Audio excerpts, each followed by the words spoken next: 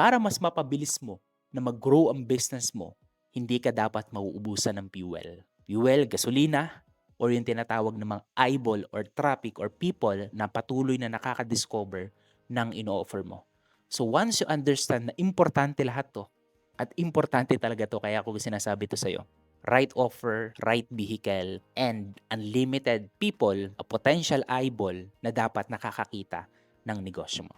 So one strategy na pwede mong gawin para makapag-attract ka ng tuloy-tuloy na mga right people sa business na meron ka is content creations. Do content creations ng tuloy-tuloy. Kasi sa social media ngayon is sobrang available na. For anyone na gustong mag-post is available na siya. Hindi na limit yung dating para makapag-post ka ng short commercial, kailangan mong pumunta sa billboard company or sa mga TV or radio.